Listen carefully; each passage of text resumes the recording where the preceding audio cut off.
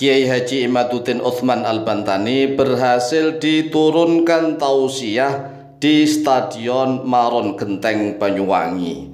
Jadi Kiai Haji Imaduddin Utsman Al-Bantani dihalang-halangi, tidak boleh untuk mengisi ceramah atau tausiah di Stadion Maron Genteng Banyuwangi. Padahal panitia sudah menyebarkan pamflet, sudah menyebarkan meme-meme yang ada gambarnya Kiai Haji Imaduddin Utsman Al-Bantani, ada gambarnya Gus Abbas Buntet, ada gambarnya Kiai Alawi Nur Alam. Tetapi tatkala pelaksanaan, semua gambar tiga orang ini harus ditutup. Coba lihat tuh, harus ditutup, tidak boleh ditampakkan. Dan yang paling menyakitkan adalah bahwa Kiai Haji Imaduddin Utsman Al-Bantani tidak boleh mengisi acara tausiah atau ceramah.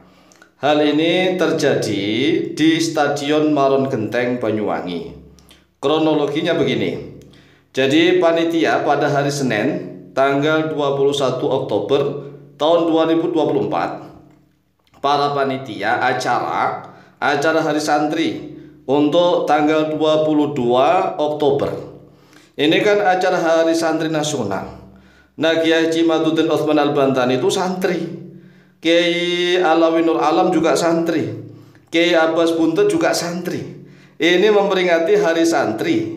Tetapi para panitia acara dipanggil ke Kapolres Banyuwangi untuk berunding dengan para muhibbin habaib Alwi. Hasilnya ini menghasilkan kesepakatan yang bersifat pemaksaan. Jadi sepakat tapi awalnya pemaksaan. Ini jelas-jelas pemaksaan agar Kiai Haji Imaduddin Utsman Al-Bantani tidak boleh mengisi acara tausiah. Ini benar-benar pemaksaan. Walaupun toh panitia terpaksa, ya kan judulnya terpaksa. Panitia terpaksa menyetujuinya.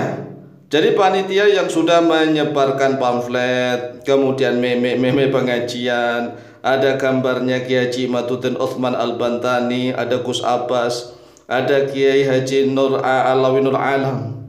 Tetapi di dalam panggung ketiga gambar itu harus ditutup.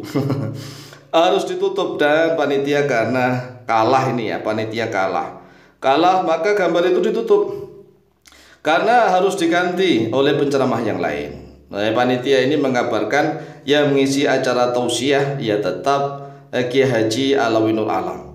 Tetapi pada awalnya panitia kepingin Kiai Haji Imaduddin Utsman Al-Bantani yang mengisi acara tausiah juga.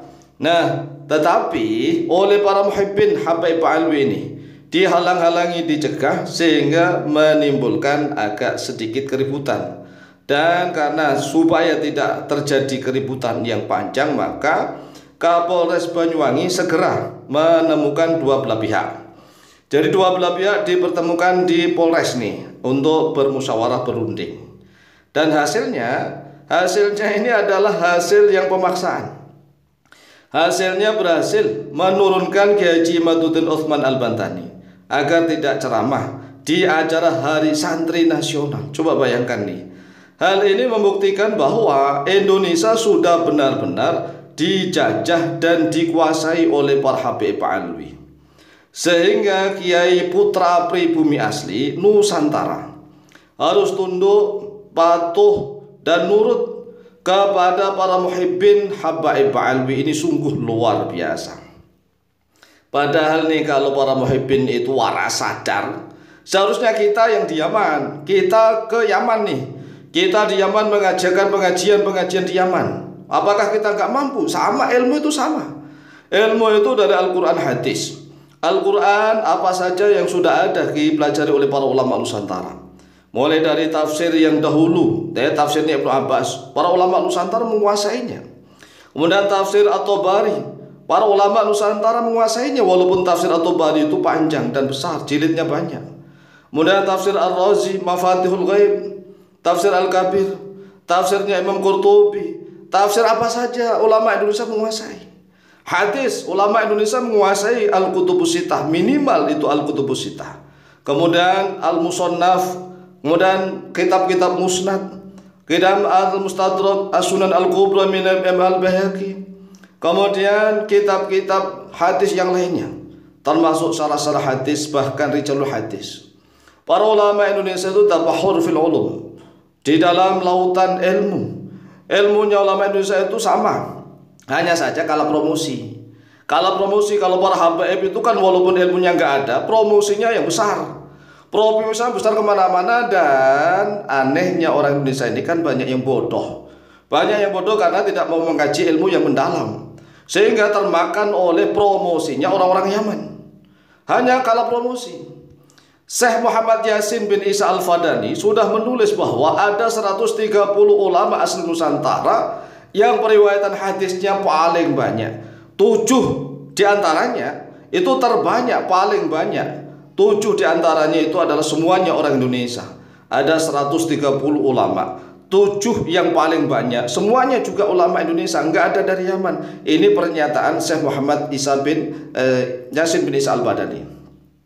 Lah ini para muhibbin, Masya Allah, merendahkan para kiai pribumi.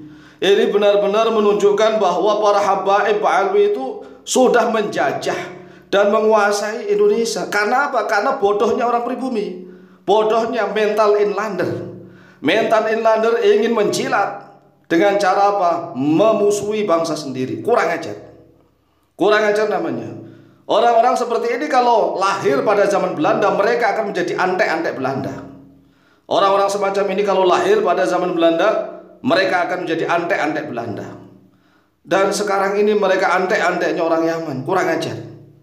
Nah, jadi kita nggak bolehlah kalah. Ayo kita adu ilmu, silahkan. Sekarang kami Al-Faqih Mu'allim sudah mulai ini melepas kesebaran sedikit-sedikit. Mau adu ilmu apa? Silahkan. Sanad hadis silahkan. Mau tentang pengetahuan tafsir silahkan. Mau tentang fikih lintas mazhab, hampir seluruh ikhtilaf ulama mazhab silahkan. Mau adu tentang ilmu tasawuf silahkan. Ini kurang ajar nih. Pribumi asli pribumi diinjak-injak di negeri sendiri. Ini sudah menguncapkan kita ini, membuat kita ini sudah luar biasa. Kami sudah sabar menahan kesabaran.